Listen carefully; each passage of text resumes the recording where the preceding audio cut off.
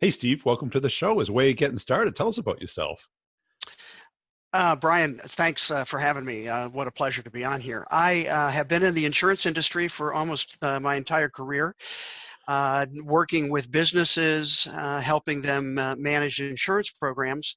For the last 20 years, I've looked at technology and its interplay with the industry, the insurance industry, helping them understand how to use different emerging technologies for both operational efficiency, but also for helping their clients make sure they have the right insurance coverages. Yeah. And you wrote a book, didn't you?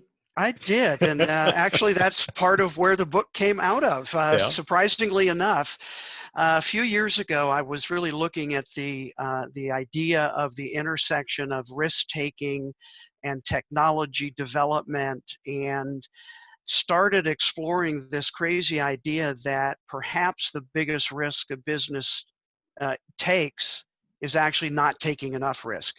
And so that is led me to researching a lot of different companies, some no longer in business, some doing quite well. Yeah. What's the difference? And that's where I came across Amazon. Discovered Jeff Bezos' shareholder letters and did a deep dive into those letters because I was fascinated actually with how much advice and information he provided. Yeah, because I think I'd never really sold much to insurance companies, but when I did, I found them kind of laggards. Oh, very much so. Yeah. And I mean, it makes sense when you think about it. They see all the worst that can happen every day because right, accidents or death or slip and falls or all of those kinds of things, and so they tend to be very risk averse, and that's where this crazy idea first generated about risk taking in today's world. Frankly, because technology continues to develop so rapidly, businesses of all kinds, insurance or any others, just don't have the time they used to examine how does this impact us? What do we have to do? How do we have to respond? And that's it. And I think they're getting disrupted right now, aren't they? Yeah, very much so. Mm-hmm. Yeah, like a lot of new else. players coming in, a lot of ideas about how to change the customer experience, and frankly, that's where Amazon has done an amazing job. Yeah, in developing that. Because several of my friends that I had worked with went there on the technology side. Yeah. And when they came out with AWS, Amazon Web Services, which a lot of people either know about or don't, but I always thought that was a weird move. But then now it seems obvious. But now it seems obvious, and actually Bezos calls AWS in a couple of interviews a business miracle for Amazon, because what he said was, on other innovations and things they invented, like let's just say the Kindle. Yep. They released the Kindle in 2007. 2 years later, the Nook came out. 2 years after they started selling books online, Barnes and Noble started selling books online. And he says, we would have a 2-year lead. With AWS, they had a 7-year lead. And he said that just doesn't happen. And I think your point is exactly right. Who thought about outsourcing computing power? Because that's really all AWS is. That's it. And one of the largest deals I ever did when I was in sales was to US Internetworking. And this was 2001. No, 2000. Yeah. Right. And that was basically a cloud provider, what they call back then an application service provider. Service ASP, I know. Right? Yeah, absolutely. We don't use that word much anymore. Right. Yeah, because we just assume that. Right. And this is like I think it was even before Salesforce was founded. Yes. And they basically just had, most of their business was Microsoft Exchange, which is their email servers. Right. And it was such a foreign concept back then. Well, and early 2000s, I was talking about ASPs and how agencies and brokers could use that and outsource all of their IT infrastructure. Everybody thought I was crazy. Yeah. I'm not going to, you mean my data is going to be someplace else? I'm not going to do that. Yeah. Absolutely. Well, when did you become interested in Amazon? Well, as I was doing the research for this book, actually the original idea for the book was called The Risk Dilemma, because that's really what I think businesses face. And I came across Amazon, obviously, and then the shareholder letters, and it literally started as a white paper. And I showed it to some publishing friends here. I live just outside Nashville, and several of them came back almost immediately and said, "This is not a white paper. This is a book." Yeah. Nobody's really done, and I did again looked at it, but nobody's really done a deep dive like this into the letters themselves.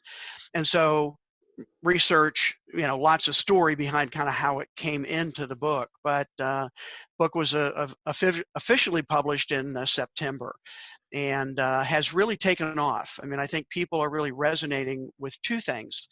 One is I was able to extract 14 principles that I believe are throughout how Amazon grew that I think can apply to any business. And people are just fascinated with Bezos and Amazon, and we all use them. We may like them or not, but I think my point of view is, aren't you curious how we did it? Yeah. 25 years, the fastest company ever to reach $100 billion in sales. And I just became curious, how did they do it? And what's even more astounding to me is he actually laid out his plan in the shareholder letters. Yeah. So I call them hidden in plain sight. And that's it, because people think it's some secret. No, he thinks differently. That is for sure. But and again, why did he do that? I mean, a lot of people would go, no, that's our secret sauce. But I think he has a different understanding. And frankly, I think at his heart, he's a teacher. He likes helping others. And so, so that's where the book came from. And let's talk about those principles. Is there any hierarchy to them? Are they autonomous? So the 14 principles stand on their own and work with each other. Yeah. And I've broken them down into what I call 4 cycles. So test, build, accelerate, and scale. And I believe any business, whether they're a startup or been around for 50 years, are always going through these different cycles, because even a well-established business has to test out new ideas, new products, new platforms, new services to find out, is this going to work? Does it resonate with customers or not? And then they build, they accelerate the growth once they've got a firm foundation, and then they scale. And again, different principles apply depending on where the business is in those areas. And let's walk through it. Can you give us an example of maybe one part of their business that went through that process? Well, Amazon, let's just take test. I think what's unique at Amazon is they are always experimenting. Yeah. They are never resting on AWS. Oh, now we've got it. Now we don't have to worry about it anymore. And they're all, even within AWS, they're always inventing and innovating. And actually, one of my principles is called practice dynamic invention and innovation. And so that's really a core concept at Amazon. The other one that I highlight, and it is principle number 1, which is encourage successful failure. And that is typically not a mindset in a business. Right. And the bigger the business, the less that is practiced. Because everybody knows you need to innovate today. I think that's a common, we need to do that. The unfortunate part is, we want you to innovate, but you better be right. Yeah, exactly. Do it right and not fail. Right? And I'm convinced people aren't afraid of failure. They're actually afraid of the consequences of failure. Yeah. Right? And so encourage successful failure is something that's core at Amazon. In fact, Bezos says in the letters a couple places that he believes Amazon is the best place to fail, because they have a process in place to learn from those failures and move forward. And he says in the last letter that he's written, 2018, that as Amazon grows, the size of our failures need to grow. Yeah. because if we aren't pushing the envelope, these are my words, if we aren't pushing the envelope, the impact on the business isn't big enough. And what you hope, and again, he says we don't do it willy-nilly, right? But we're intentional. But by its very nature, when you experiment, you're going to fail. Because if you're not, it's not an experiment. Yeah. And is there any one failure that you've noticed that you think they're going to either retry, like the phone, or? Well, I talk about the phone in the book. So most people don't even realize that Amazon actually built and released a Fire phone, right? We hear about the Fire TV and the Fire tablet, but they had a phone. Bezos' pet project, released in 2014, utter failure. And in fact, at one point, they lowered the price to 99 cents and they couldn't give them away. Because, I mean, think about it. 2014, we already had our phones. Smartphones were well established. What could they bring that was different? Well, they had a couple technology things that were intriguing, but not enough to pry Android or iOS out of somebody's hand. That last quarter of 2014, they wrote off $178 million in inventory that they couldn't move. Wow. So the failure. Now, where's the success? The group that created their device division, it's actually called Lab 126, which created the Fire phone, went on to also then create the Echo. Yeah. So Amazon Echo and Alexa work together. Echo's the hardware, Alexa's the machine learning that provides the answers. So that is looking like it's going to be one of their successes. Yeah. And so again, it's that idea of, we fail, but what do we learn from it, and what can we take into something else? And also, I mean, do you think this could only exist with a founder versus a hired CEO? That's an interesting question. No, I don't. I think it takes a unique leader, right, to be able, one, to have the long-term thinking necessary for that type of mindset, and actually that's another principle that Bezos, and that's in the build cycle, that Bezos really embodies. He thinks long-term, and I think that's probably the biggest problem with looking at failure as a positive, not a negative. Right, because you see the difference between like him and a Tim Cook. Yes. Right.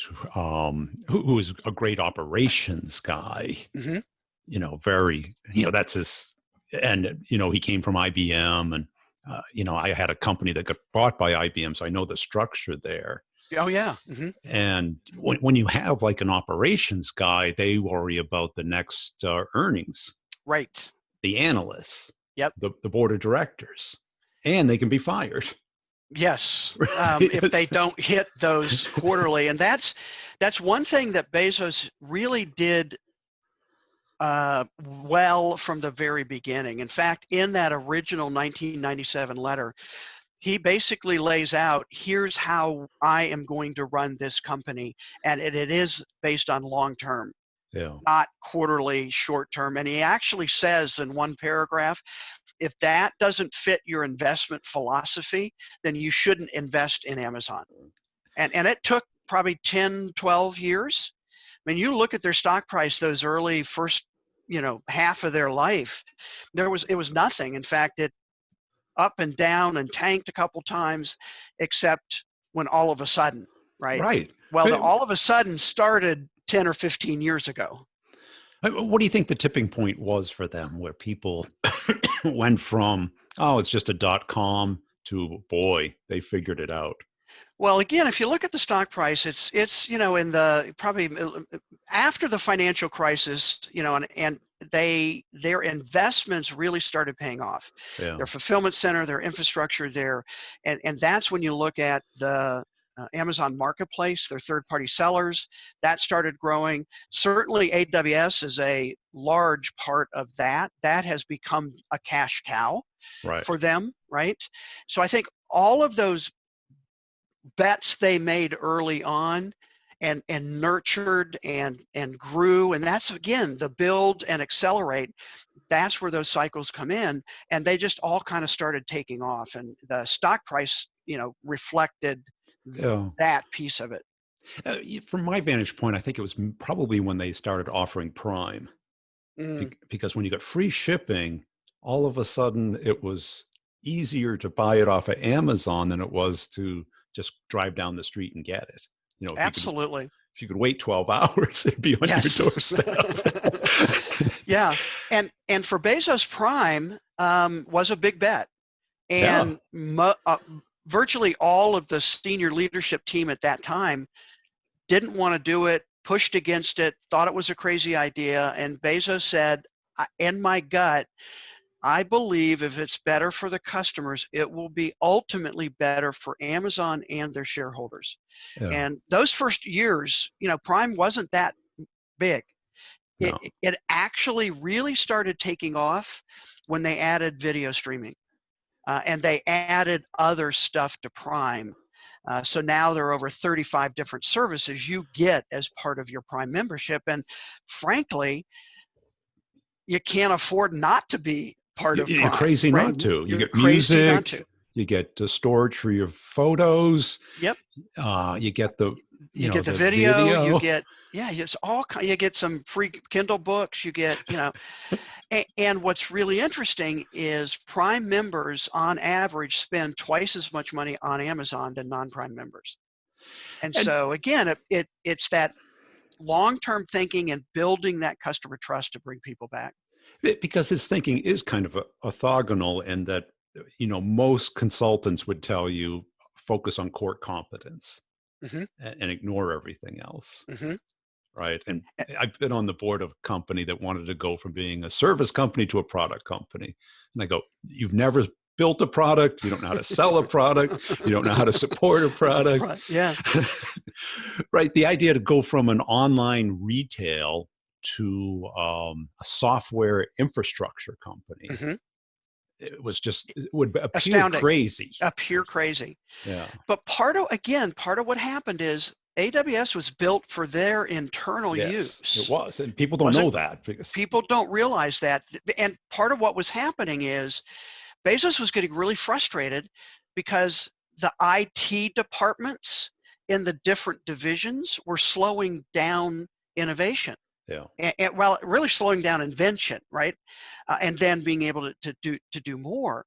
And so they came up with this idea of, what, if we have all these common things, everybody needs a database, everybody needs computing power, everybody needs, why do we have all these different departments handling that themselves? We'll kind of spin that over here, Yeah. and then you'll get access to. Well, they proved that out internally, and frankly, they never thought about offering it until somebody said, they were doing a retreat, and Yeah. looking at, okay, what do we do well? Well, we Right. really do computing really Really well. well. Yeah. And you know what? There could be developers who would want access to that. And so again, testing, starting small, they did it internally, but then accelerating and continuing that pace of invention and innovation to now it's, huge Well, that's part it. of their business. I remember in the late 90s, the people who built AWS, I used to work with, and Hmm. they were like the top people. And I'm Hmm. like, you're going to Amazon? Right. And they go, no, it's Really? really, They sell books. right. It's like, what are you going to build a web page? And that's what I was thinking it was. You're Right. going to build web pages. Well, and even fast forward to today, there is so much on AWS that's self-service, so you don't need, for some of it you need some technical expertise, but you can do it yourself. And even now, because of Echo and Alexa, bringing that down even to a consumer level. So I use AWS on my own website to automatically add audio to every article that I publish. Yeah. And it literally is pennies that I'm Yeah. paying, but they've automated. I set it up. It's self-service. It's a WordPress plugin. When you look at that, no wonder people go to it, Yeah. right? And more people. And do you think he's going to proactively divide up the company to avoid any antitrust? Yeah, the antitrust question is really interesting, and I am not an expert in antitrust, but I certainly am reading and kind of following that. I think here's my opinion, somewhat informed. The traditional antitrust has historically been about customer harm. Yeah. Right. So it's more expensive for the customer. They don't have as many options to access. And that certainly was Microsoft. The whole Windows commanded such a large market share.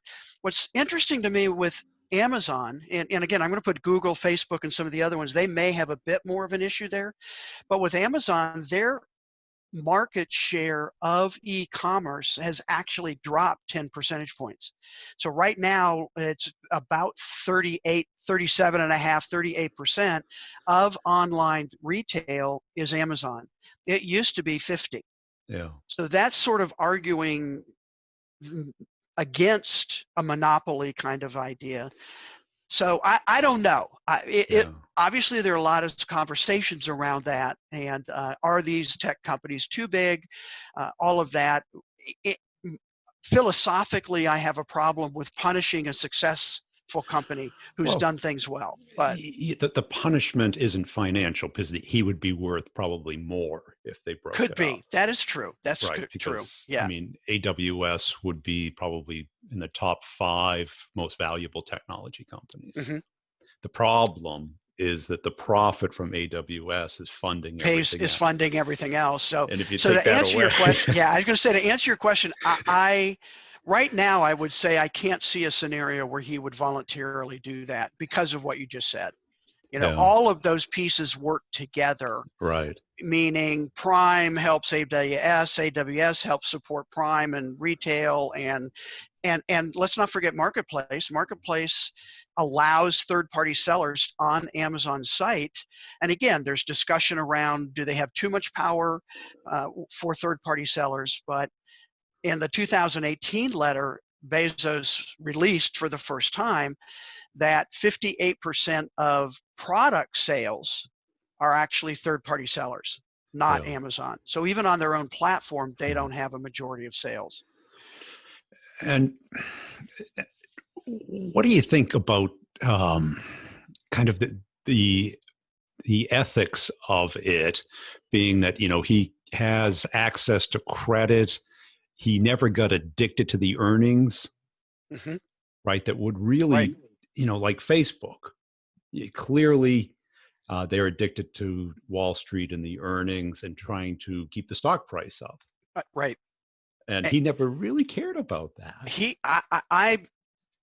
Everything that I read about him and stock prices, he doesn't care. In fact, he's said a number of different times that he tells his employees, if a stock price goes up 30%, that doesn't mean you're 30% smarter.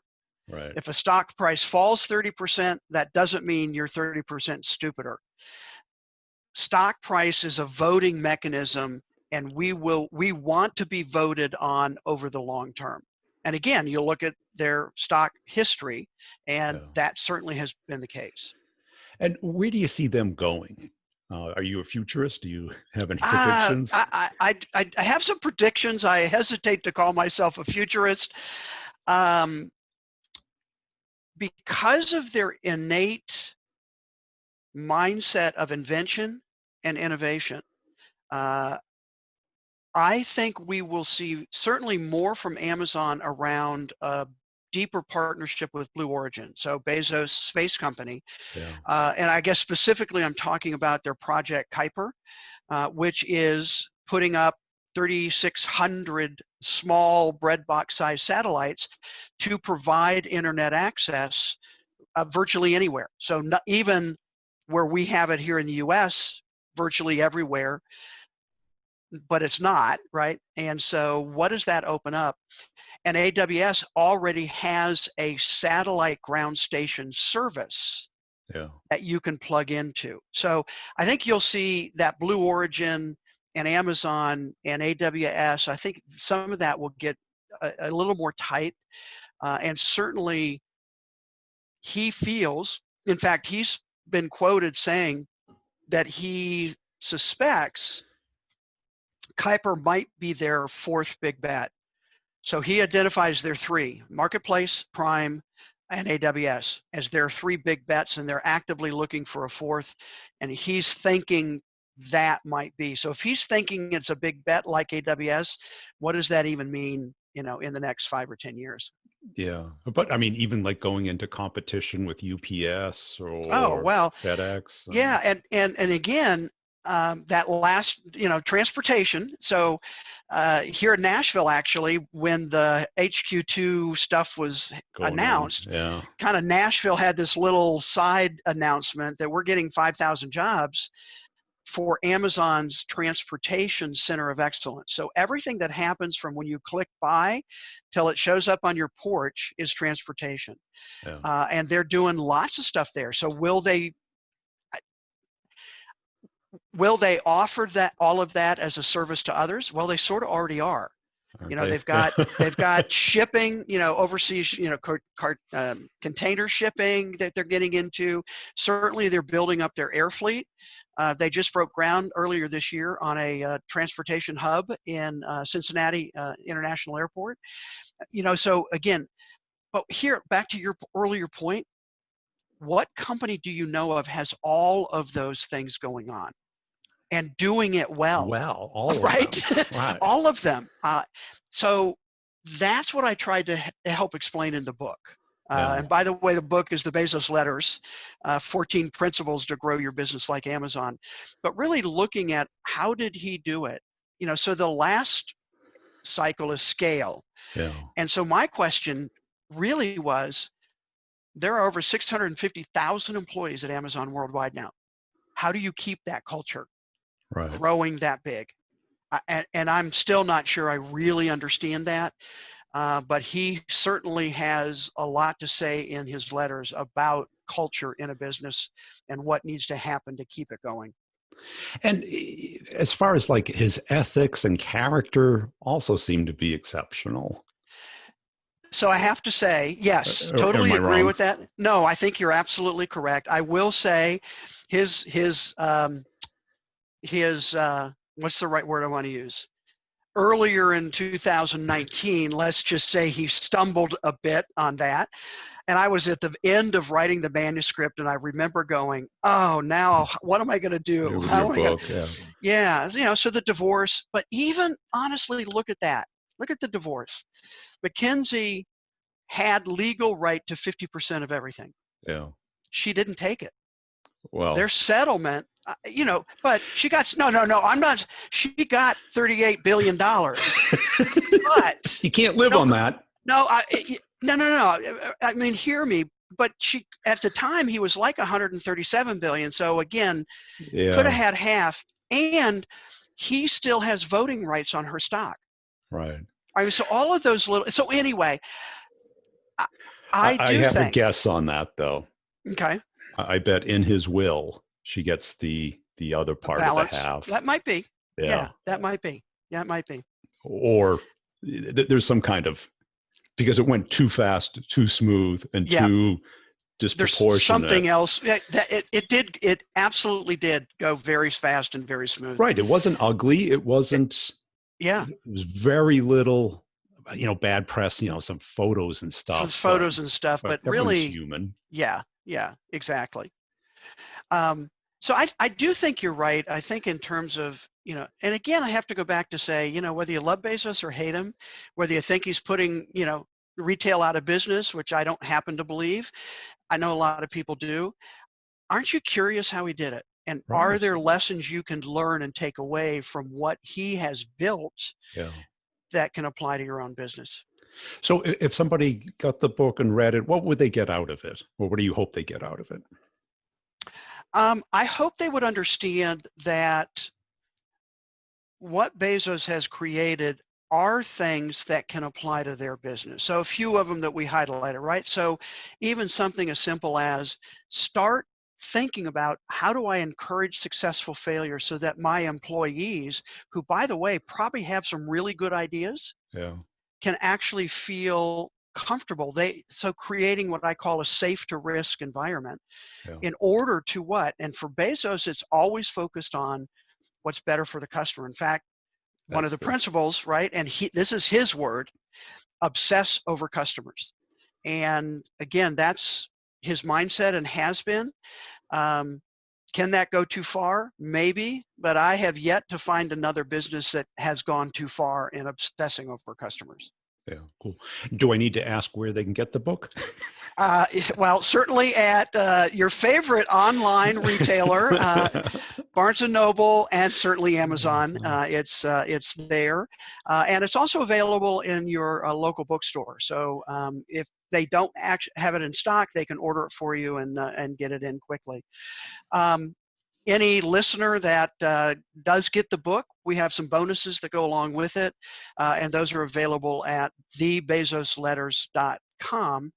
And also includes that website actually an assessment we've created to actually help you get an idea what principles should I start working on first? What would have most impact for your business? And where can people go to follow you? So thebezosletters.com. My main website is steveanderson.com, and my primary platform is LinkedIn. So would love to connect with people on LinkedIn. I'm very active there.